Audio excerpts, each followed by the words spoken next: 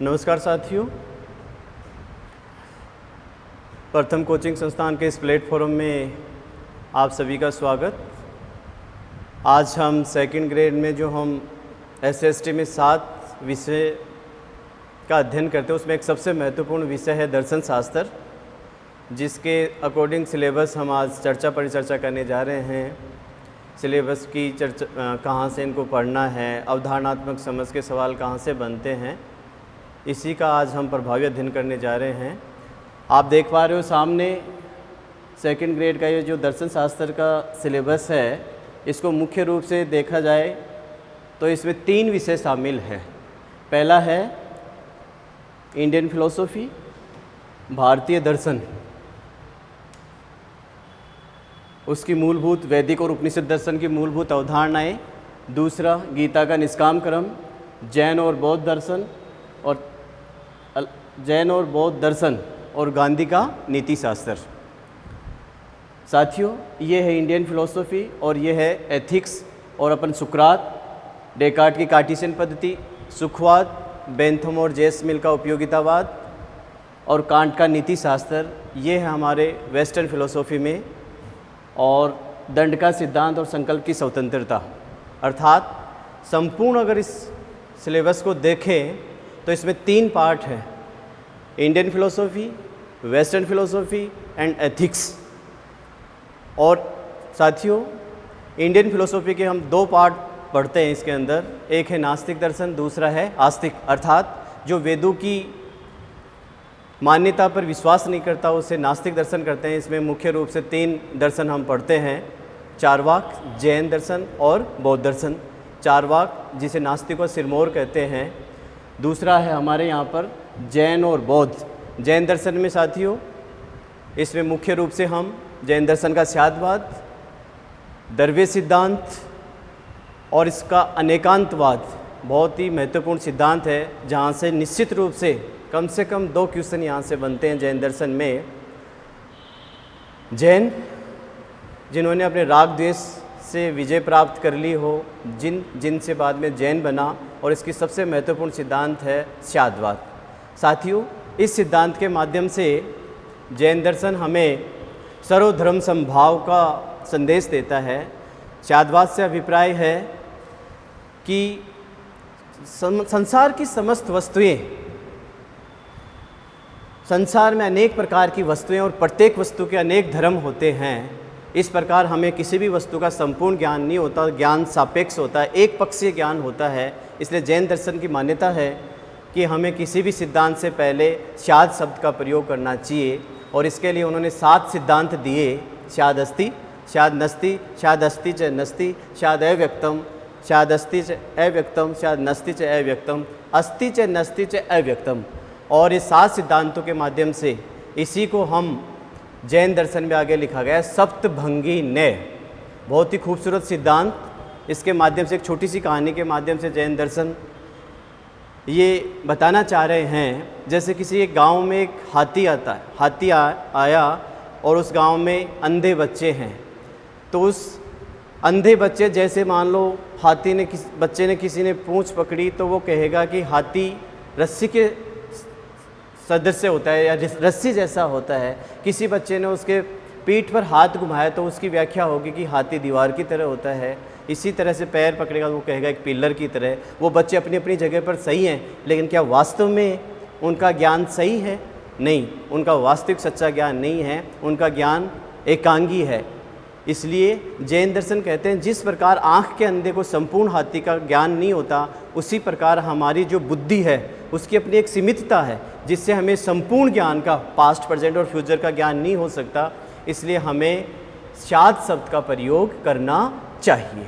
निश्चित रूप से सभी धर्मों के, अगर जैन दर्शन को हम अपनाएं तो जितने भी दर्शन हैं उनमें कट्टरता को भुलाकर हम सर्वधर्म समभाव को शामिल कर सकते हैं। बहुत ही अच्छा सिद्धांत जैन दर्शन का स्यादवाद।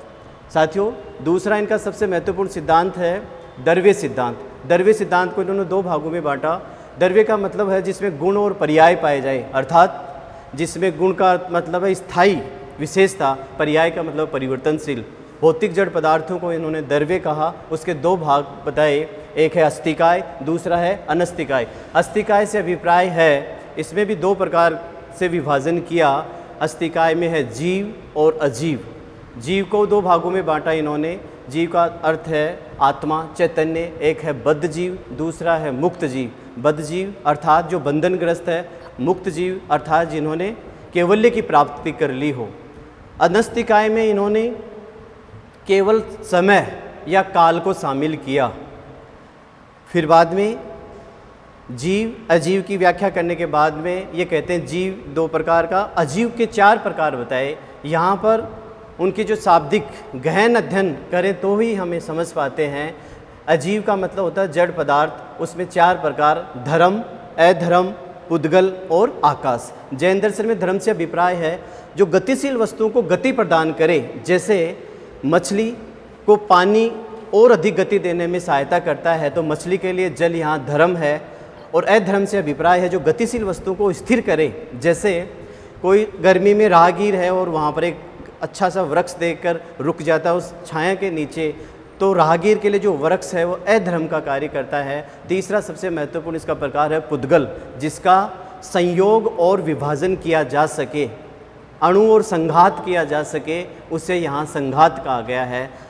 तत्व का अंतिम सूक्ष्म भाग अणु है और जिसको जोड़ा जा सके उसे बोलते हैं संघात।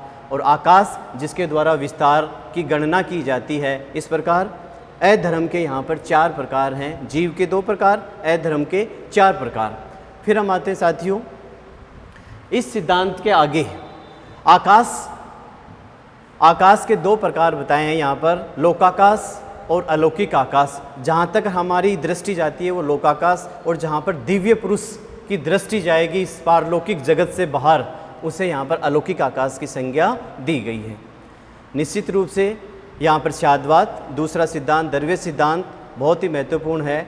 और तीसरा सिद्धांत है यहाँ पर जैन दर्शन में सबसे महत्वपूर्ण कि आत्मा का स्वरूप क्या है। तो आत्मा को यहाँ पर अनंत चतुष्ट में बताया, जिसमें चार गुण पाए जाते हैं, अनंत आनंद, अनंत सुख, अनंत शक्ति की प्राप्ति। इन चारों के रूप को यहाँ पर अनंत चतुष्ट में, इससे आगे व्याख्या करता है जैन दर्शन में कि बंधन और मोक्ष क्या है। बंधन से अभिप्राय है कर्म पुद्गलों का जीव की ओर आकर्षित होना, ये बंधन है, तथा कर्म पुद्गलों का जीव से दूर हो जाना, मुक्त हो जाना, आत्मा अपने शुद्ध चैतन्य स्वरूप में आ जाती है, उसे यहाँ पर कैवल्य कहा गया है। निश्चित रूप से भारतीय दर्शन के अंदर जहाँ पर जैन दर्शन में मोक्ष को कैवल्य कहा है, वहीं बौद्ध दर्शन में चैतन्य को या मोक्ष को निर्वाण शब्द कहा गया है। इस प्रकार आगे हम और अध्ययन करेंगे। दूसरा यहाँ पर दर्शन है हमारा नास्तिक, वो है बौद्ध दर्शन। बौद्ध दर्शन गौतम बुद्ध, यहाँ पर बौद्ध दर्शन से जिसने बुद्ध से अभिप्राय है जिसको बोधि की प्राप्ति हो गई, इसका सबसे महत्वपूर्ण सिद्धांत है क्षणिकवाद। इसका बहुत ही खूबसूरत सृष्टि की व्याख्या की है इस संसार की क्षणिकवाद के माध्यम से, जिसका अभिप्राय है संसार की प्रत्येक वस्तु प्रत्येक क्षण परिवर्तनशील है। और इसके माध्यम से बौद्ध दर्शन हमें समझाना चाह रहे हैं कि आखिर दुख का निर्माण या दुख का उदय क्यों होता है। तो क्षणिकवाद के माध्यम से वो दुख की व्याख्या करना चाह रहे हैं। इनका एक सबसे महत्वपूर्ण कथन है बौद्ध दर्शन का कि हम लोग किसी भी एक नदी में दो बार स्नान नहीं कर सकते, क्योंकि जो प्रथम सेकंड जो पानी है और दूसरे सेकंड जो पानी है वो पानी नहीं है जिसमें पहली बार हमने डुबकी लगाई। दूसरा बहुत ही खूबसूरत एग्जाम्पल ये देते हैं, जैसे जलता हुआ दीपक, उस दीपक की लो हर सेकंड कम होती जा रही है, लेकिन जो 2 सेकंड का अंतर है, क्योंकि उसमें काफ़ी समानता होती है, इस वजह से हमारी सूक्ष्म बुद्धि उस अंतर को समझ नहीं पाती, और वहीं से हमारे जीव सभी सांसारिक लोगों को स्थायित्व का भाव जागृत हो जाता है। स्थायित्व का भाव जागृत होने से ही दुखों का उदय होता है, और यही संपूर्ण सृष्टि में स्थायित्व का भाव दुख का मूल कारण है।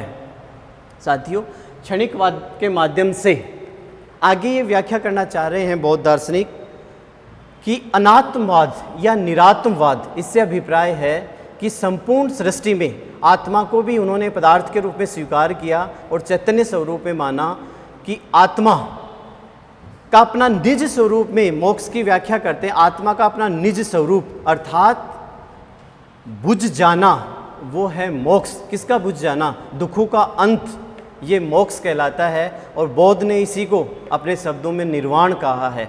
जहाँ वेद उपनिषद में मोक्ष की स्थिति स्थित्य प्रज्ञ कहलाया, वहीं जैन में कैवल्य, बौद्ध में निर्वाण, और हमारे यहाँ वेद और उपनिषद में इसको कहा गया है स्थित प्रज्ञ की अवस्था।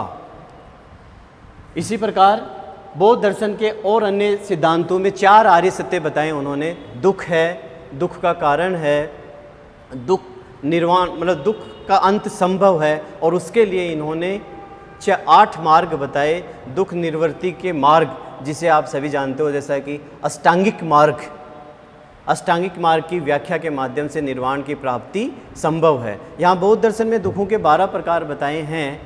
कैसे? जिनका संबंध 2 हैं वो पास्ट से संबंधित हैं, 8 कारण प्रेजेंट वर्तमान से संबंधित हैं, और 2 कारण भविष्य से संबंधित। इस प्रकार उसे दुखों की 12 श्रृंखला भी कहा है बौद्ध दर्शन के अंदर, और उन्होंने बहुत ही सुंदर दुखों की व्याख्या की और उसका निवारण। उसके बाद में अगर हम देखते हैं यहाँ पर गांधी जी का नीति शास्त्र। साथियों, जैन दर्शन, बौद्ध दर्शन और गांधी जी का नीति शास्त्र, अर्थात नीति शास्त्र 3 हमारा संपूर्ण सिलेबस, जैसे कि पहले हमने बताया, भारतीय दर्शन, पाश्चात्य दर्शन और नीति शास्त्र। तो ये जो बिंदु है हमारा, ये नीति शास्त्र से संबंधित है। नीति शास्त्र का अभिप्राय है जिसका संबंध आचरण से है, चाहिए से है। एथिक्स एथोस शब्द से बना है। वे ऐच्छिक क्रम जिनका मूल्यांकन किया जा सकता है, ऐसा मूल्यांकन करना चाहिए, ऐसे विषय को हम एथिक्स कहते हैं। तो इन तीनों विषयों पर हम गांधी जी का सर्वोदय है, ट्रस्टीशिप है, सत्याग्रह है, साध्य और साधन की पवित्रता है। यहाँ से 2 क्वेश्चन जैन दर्शन से, 1 बौद्ध दर्शन से, और यहाँ पर लगभग 2 क्वेश्चन गांधी दर्शन से। निश्चित रूप से लास्ट ईयर के आप प्रीवियस ईयर्स के अगर क्वेश्चन पेपर देखोगे तो यहाँ पर प्रश्न बनते हैं। अब आते हैं हम वेस्टर्न फिलोसॉफी में। वेस्टर्न फिलोसॉफी, सुकरात। आप सभी जैसा कि जानते हो, यूरोप महाद्वीप में भूमध्य सागर के उत्तरी पूर्व एक देश जिसे ग्रीस या यूनान कहते हैं, वहाँ पर 3 महान व्यक्ति, पहला हुआ सुकरात, उसके शिष्य थे प्लेटो, और उसके शिष्य बने अरस्तु। इन तीनों ने महान अनेक दार्शनिक सिद्धांत दिए, और उसमें सबसे पहला है सुकरात, जो कि तत्कालीन समय की परिस्थितियों में जो सोफिस्ट थे उनका विरोध करने के लिए उन्होंने अनेक सिद्धांत दिए। और उन्होंने उनका एक प्रसिद्ध कथन है कि ज्ञान ही सद्गुण है, सद्गुण ही ज्ञान है। अर्थात इसका मतलब हुआ knowledge is virtue, virtue is knowledge. इस कथन के माध्यम से सुकरात ये बताना चाह रहे हैं कि जो ज्ञानी होगा वो 100% 100% सद्गुणी भी होगा, और जो सद्गुणी होगा वो 100% ज्ञानी भी होगा। अर्थात इन दोनों में अभेद संबंध पाया जाता है। जिस प्रकार से हम बिना मूर्ति बनाने वाले को मूर्तिकार नहीं कह सकते, उसी प्रकार बिना जिसको सद्गुणी नहीं है जो इंसान, उसको ज्ञानी नहीं कह सकते। इसका गहरा अर्थ है सद्गुण ही ज्ञान है और ज्ञान ही सद्गुण। सुकरात का दूसरा सबसे प्रसिद्ध कथन है, मैं सबसे बड़ा ज्ञानी हूँ क्योंकि मुझे मेरे अज्ञान का ज्ञान है। ऐसे तत्कालीन विचार क्यों आए सुकरात के? क्योंकि उस समय जो व्यवस्था थी वहाँ पर लोकतंत्र था यूनान के अंदर, और लोकतंत्र से उसको घृणा थी, और इसी 2 कथनों की वजह से सुकरात को जहर का प्याला दिया गया, और सुकरात हमेशा हमेशा के लिए अमर हो गए। और सुकरात ने अपने जीवन में कोई किताब नहीं लिखी। उनके जो शिष्य थे प्लेटो, जिन्होंने एक रिपब्लिक किताब में सुकरात के सिद्धांतों की व्याख्या की, और कहते हैं कि सुकरात प्लेटो में वापस जिंदा हो गया।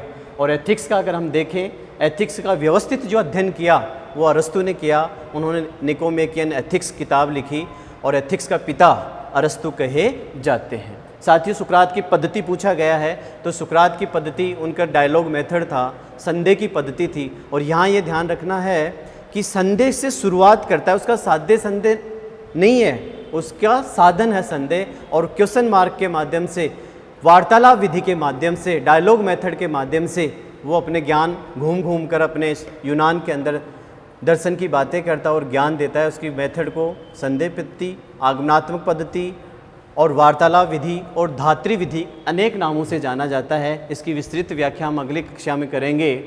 अब आता है हमारे वेस्टर्न फिलोसॉफी में कार्टियन पद्धति या कार्टेशियन पद्धति।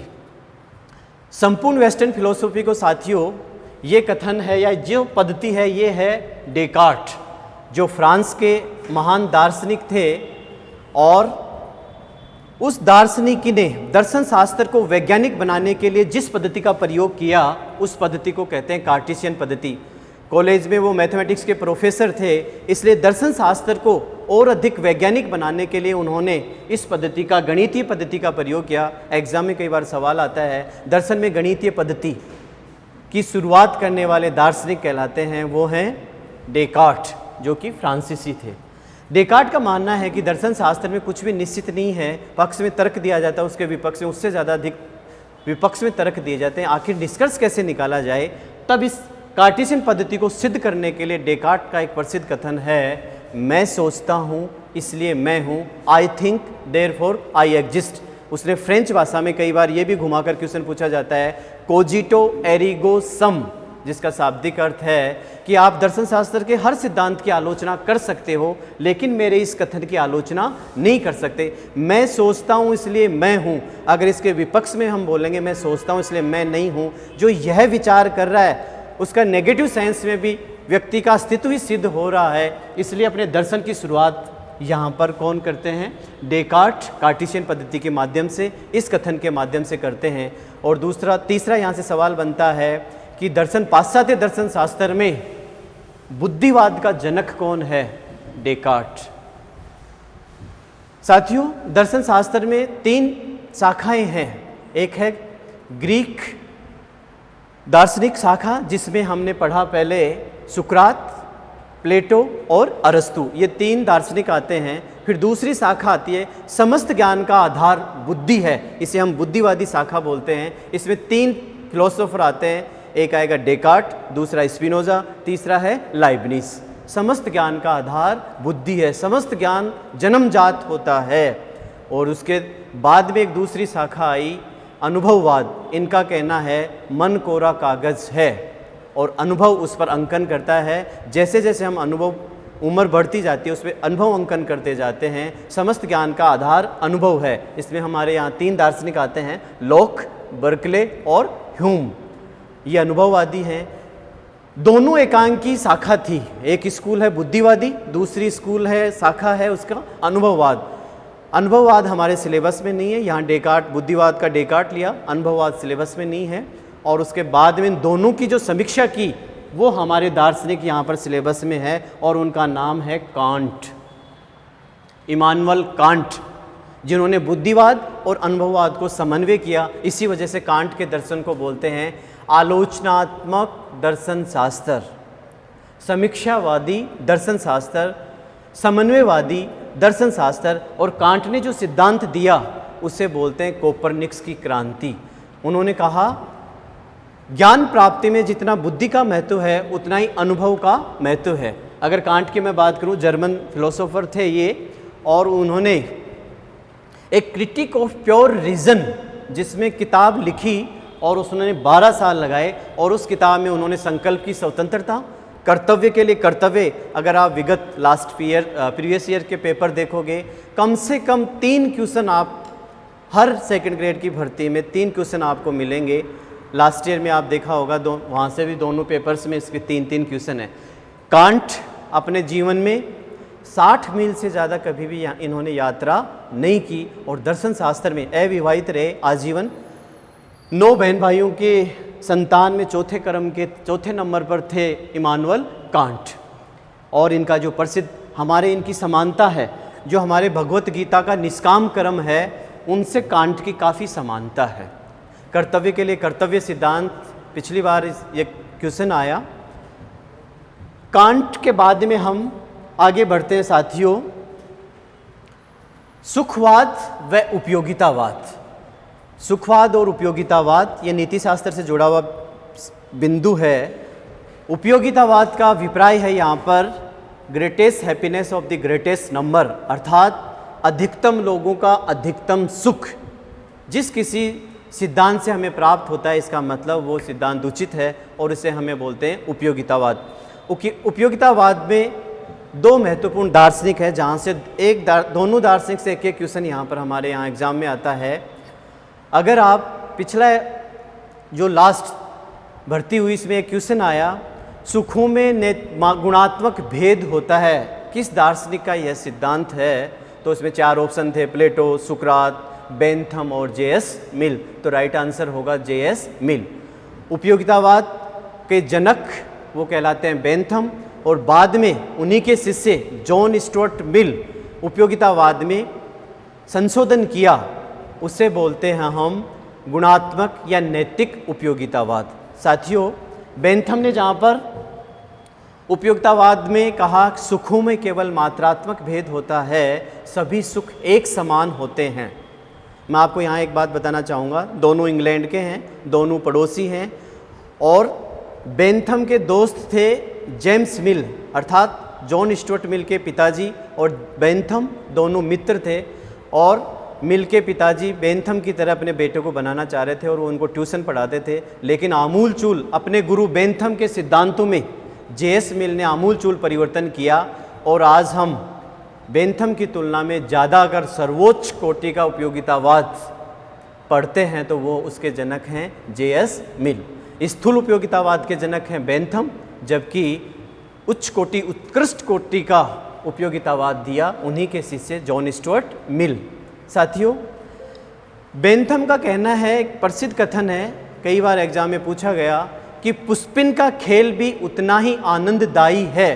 पुष्किन से यहाँ अभिप्राय है जैसे कंची, मान सकते अपन ताश खेलें या कंचे खेलते हैं, वो भी उतना ही सुखदायी है या आनंददायी है जितना कि एक काव्य पाठ, एक किताब लिखकर आपने बहुत बड़ी प्रसिद्धि प्राप्त की। दोनों सुखों में कोई अंतर नहीं, अर्थात सुखों में केवल मात्रात्मक भेद होता है। इसी में बेंथम ने कहा और सुखों को मापा जा सकता है, इसलिए उसने कहा सुखों का मापन संभव है। लेकिन अपने गुरु के सिद्धांतों को जे.एस. मिल ने परिवर्तन किया, और जे.एस. मिल ने कहा कि कुछ सुख निकृष्ट कोटि के होते हैं और कुछ सुख उत्कृष्ट कोटि के होते हैं, अर्थात सुखों में मात्रात्मक भेद के साथ साथ गुणात्मक भेद भी पाया जाता है। जिन सुखों का संबंध शरीर से है वो निम्न कोटि के सुख माने जाएंगे, और जिनका संबंध आत्मा और मन से है वो सुख उत्कृष्ट कोटि के माने जाएंगे। इस संबंध में जे.एस. मिल का एक प्रसिद्ध कथन है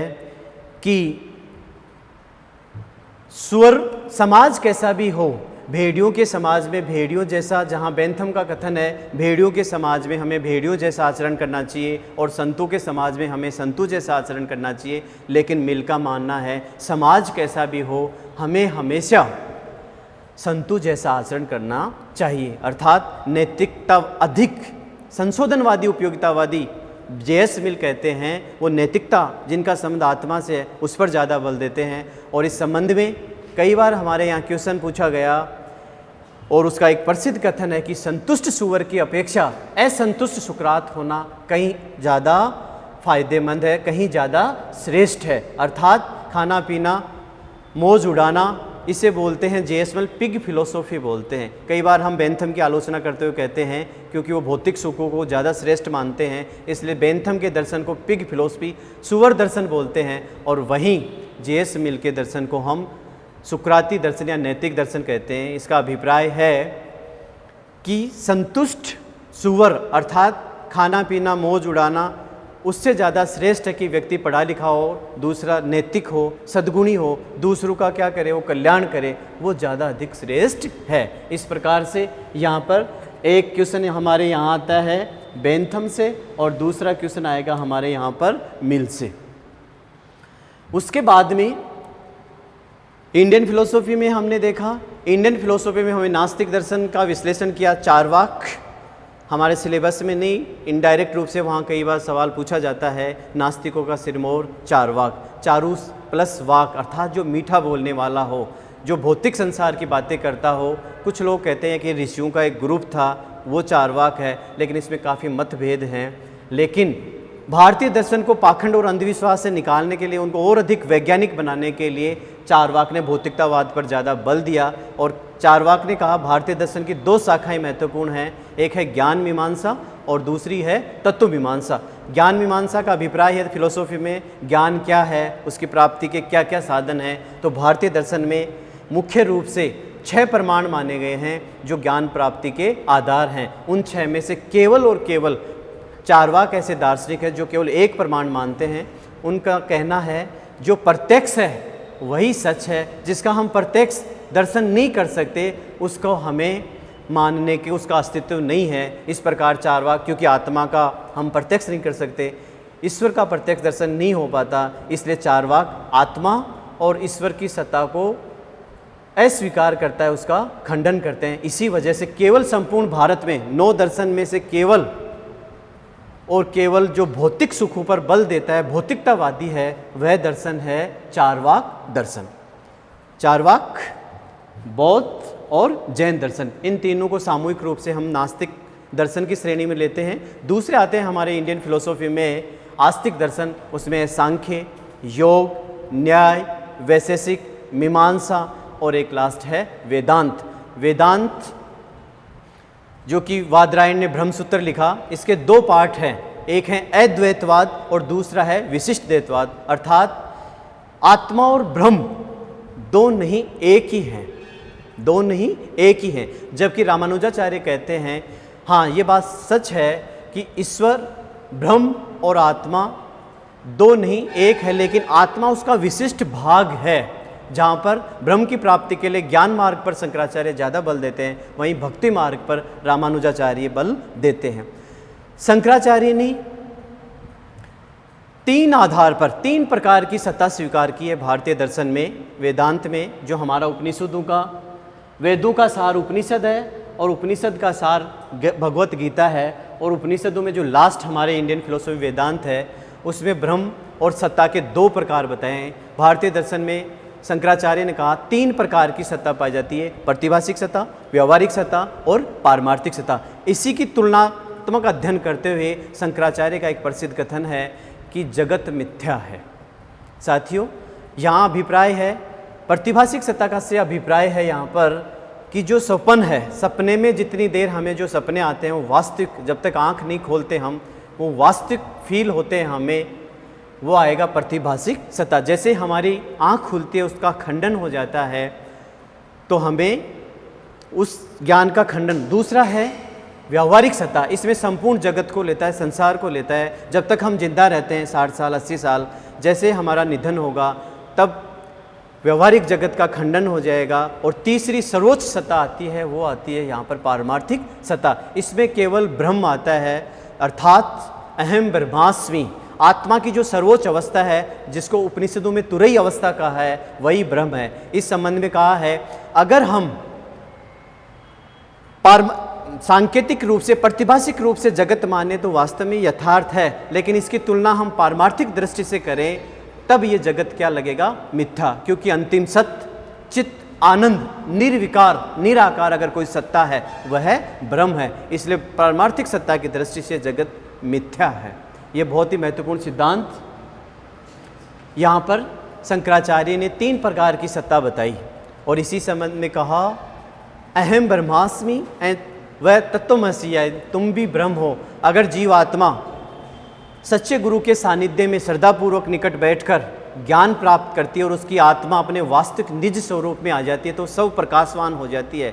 बहुत ही खूबसूरत व्याख्या की शंकराचार्य ने कि अगर आत्मा ज्ञानवान है, प्रकाशवान है, तो उसे अज्ञानता का भेद कैसे, अज्ञानता में वो जन्म मरण में पड़ जाती है। तो इसकी खूबसूरत व्याख्या की शंकराचार्य ने कहा आत्मा के ऊपर जन्मों जन्मों की कर्मों की लेप चढ़ी रहती है, जिससे उसमें मेरे तेरे की भावना जागृत होती है। और इस संबंध में शंकराचार्य ने कहा जिस प्रकार एक गंदा कपड़ा होता है उसे हम बार बार धोते हैं, साफ़ करते हैं, तो वो कपड़ा मैल से साफ होकर अपने वास्तविक स्वरूप में आ जाता है। या हमारा जो मिरर है, दर्पण है, उसको हम देखते हैं, उसके सामने अगर हम तेल डाल के मिट्टी डाल देंगे तो मिरर क्या, हमारा जो शीशा है वो क्या गंदा और वास्तव में वो ब्लैक कलर या गंदा दिखाई देगा। क्या वास्तव में दर्पण वैसा है? शंकराचार्य कहे नहीं, जैसे हम उसको साफ करेंगे तो वो अपने वास्तविक निज स्वरूप में आ जाएगा। इसी प्रकार हमारी आत्मा है, जैसे जैसे उसको ज्ञान होगा वो आत्मा अपने वास्तविक स्वरूप में आती जाएगी और उसको आत्म साक्षात्कार होगा। और यही आत्म साक्षात्कार की अवस्था हमारे यहाँ स्थित प्रज्ञ कहलाया है या मोक्ष कहलाया है, अपना वास्तविक निज स्वरूप में आ जाना। फिर सवाल आता है कि अगर आत्मा है तो भिन्न भिन्न व्यक्तियों में सही, उचित और अनुचित का ज्ञान क्यों नहीं होता। इस संबंध में शंकराचार्य ने कहा कि आत्मा परमात्मा का अंश है।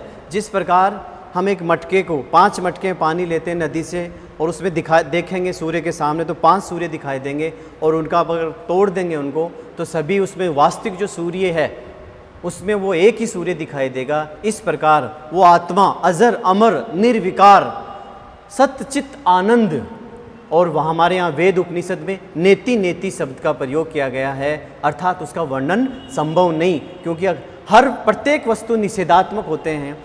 शंकराचार्य का मानना है कि ब्रह्म संपूर्ण विश्व से बड़ा है, इससे अभिप्राय है। इसका मतलब वो छोटा नहीं है, अर्थात प्रत्येक वाक्य निषेधात्मक भी होता है। इसलिए हमारे यहाँ नेति नेति शब्द करके उसको डैश डैश करके छोड़ दिया, इसका वर्णन संभव नहीं है। तो जिस प्रकार अनेक मटके तोड़ने पर एक वास्तव में एक सूर्य दिखाई देता है, इसी प्रकार अलग अलग जीवों में आत्मा का अस्तित्व है। जैसे उसका ज्ञान होगा तो आत्मा का परमात्मा से मिलन होगा और आत्मा परमात्मा में मिल जाएगी। और यही है, इसी संबंध में उसका प्रसिद्ध कथन शंकराचार्य का है, अहम ब्रह्मास्मि। दूसरा, वेदांत के बाद में अगर देखें साथियों तो वेद और उपनिषद, वेदों का जो निष्कर्ष है, अंतिम भाग है, वो उपनिषद उप प्लस नी प्लस सद, जैसा आप सभी जानते होंगे, गुरु के समीप नीचे बैठकर सदापूर्वक ज्ञान अर्जन करना, ये कहलाता है उपनिषद। मुख्य रूप से 108 उपनिषद हैं, लेकिन 11 महत्वपूर्ण उपनिषद माने जिस पर भाष्य शंकराचार्य ने लिखा। ईस कैन कंठ पर्सन, मुंडक, मांडुक्य, ऐतरेय, तैतरेय, छांदोग्य, वृहदारण्यक और श्वेताश्वर, उस पर उसने भाष्य नहीं लिखा शंकराचार्य ने। मुख्य रूप से 11 उपनिषद हमारे यहाँ पर माने गए हैं। और उपनिषद जहाँ पर वेद, जहाँ पर पाखंड, अंधविश्वास, कर्मकांड और यज्ञ पर ज़्यादा बल दिया गया है, कर्मकांड पर, वहीं उपनिषद तार्किकता, वैज्ञानिकता और ज्ञान मार्ग पर ज़्यादा बल दिया गया है। इसका हम आगे विस्तृत, इसकी एक महत्वपूर्ण अवधारणा है रित। रित से अभिप्राय है साथियों, रित के माध्यम से कर्म नियम समझाना चाहते हैं उपनिषद के अंदर। रित का अभिप्राय है जो शाश्वत सत्य है, अटल है, अर्थात जिस प्रकार प्रकृति के नियम अटल हैं, सभी खंड ब्रह्मांड अपने निश्चित दिशा में पृथ्वी पश्चिम से पूर्व अपने अक्ष पर घूर्णन कर रही है, सूर्योदय सूर्यास्त ऋतुएं आ रही हैं, उनका एक निश्चित नियम है जिसको हम बदला नहीं जा सकता। एक निश्चित गति से वो भ्रमण कर रहे हैं, परिभ्रमण कर रहे हैं और एक दूसरे से सामंजस्य बनाए हुए हैं। ये अटल जैसे प्रकृति के नियम हैं, यही अटल नियम हमारे नैतिक आचरण के लिए भी लागू होते हैं। और जैसे इसके माध्यम से समझाना चाह रहे हैं, रित के माध्यम से, अच्छे कर्मों का अच्छा फल, बुरे कर्मों का बुरा फल। जिस प्रकार प्रकृति के अटल नियम हैं, ऐसे ही नैतिक शास्त्र या नैतिकता के भी ये अटल नियम हैं। और इस रित के माध्यम से उन्होंने कहा, रित का जो रक्षक देवता है वो है वरुण, और उसका अन्य नाम दिया है हमारे यहाँ उपनिषद, वेद उपनिषद में, ऋतस्य गोपा। एक अर्थ आता है यहाँ पर, उपनिषद में एक शब्द आया, जैसे पिछले लास्ट ईयर आपके सेकंड ग्रेड में क्वेश्चन भी आया, तजलान से क्या अभिप्राय है। तजलान से क्या अभिप्राय है, यहाँ पर ब्रह्म, छांदोग्य जो उपनिषद उसमें ब्रह्म को तजलान कहा है, अर्थात जो उत्पत्ति करता है, विनाश करता है और प्रकृति को बनाए रखता है, उसे बोलते हैं तजलान। इसी प्रकार भूमा की अवधारणा है, अदिति की अवधारणा है, उसका हम आगे विस्तृत दूसरी क्लास में इसका हम अध्ययन करेंगे। साथियों, अगर मैं रिकैप करूं 5 मिनट के लिए, तो हमने पूरा सिलेबस देखा, उसको हम 3 भागों में बांट सकते हैं, भारतीय दर्शन, पाश्चात्य दर्शन और नीति शास्त्र। भारतीय दर्शन को हमने 2 भागों में बांटा, नास्तिक दर्शन, चार्वाक, बौद्ध और जैन। आस्तिक में सांख्य, योग, न्याय, वैशेषिक, मीमांसा और वेदांत दर्शन। पाश्चात्य दर्शन की हमारे यहाँ 3 शाखाएं हैं, ग्रीक दर्शन, बुद्धिवाद, जहाँ पर डेकार्ट हमारे सिलेबस में है, ग्रीक दर्शन में सुकरात, प्लेटो और अरस्तु, बुद्धिवाद में डेकार्ट, स्पिनोजा और लाइबनिस, और अनुभववादी शाखा में है लॉक, बर्कले, ह्यूम, और इन दोनों का जो सामंजस्य करता है जो हमारे सिलेबस में है कांट। अनुभववादी हमारे सिलेबस में नहीं है। कांट जिसको हम बोलते हैं सामान्यवादी, आलोचनात्मक दर्शन शास्त्र, और कोपरनिकस की क्रांति व सामंजस्यपूर्ण दार्शनिक, ये और उसका महत्वपूर्ण सिद्धांत संकल्प की स्वतंत्रता, कर्तव्य का कर्तव्य। और नीति शास्त्र में हम देखेंगे यहाँ पर गीता का निष्काम कर्म, वेद उपनिषद, और जैन बौद्ध का नीति शास्त्र और गांधी जी का नीति शास्त्र। इस प्रकार फिलोसॉफी की अनेक शाखाओं में केवल हमारे यहाँ पर 3 शाखाओं हैं जिनको संपूर्ण सिलेबस में समाहित किया गया है। और यहाँ पर 18 से 20 दर्शन शास्त्र की खूबसूरती है कि यहाँ पर दर्शन शास्त्र में सिलेबस बहुत ही कम है। अगर आपकी अवधारणा क्लियर है तो हो नहीं सकता कि आपका सवाल गलत हो जाए। मैथमेटिक्स की तरह एक बार अगर समझ विकसित हो गई आपकी, तो सवाल जैसे भी कोई क्वेश्चन आए आप निश्चित रूप से उसका 100% सही हल कर पाएंगे। और बहुत ही वैज्ञानिक विभाजन किया। अगर आप पिछले राजस्थान आरएस का सिलेबस देखें, लगभग यही मुख्य परीक्षा आरएस में भी यही सिलेबस था। आगे की चर्चा हम अगली कक्षा में करेंगे। और इस तरह से हमारे प्रथम कोचिंग संस्थान के प्लेटफॉर्म पर आप हमेशा बने रहें और आगे से आगे चैनल को सब्सक्राइब करें। और धन्यवाद। Thank you.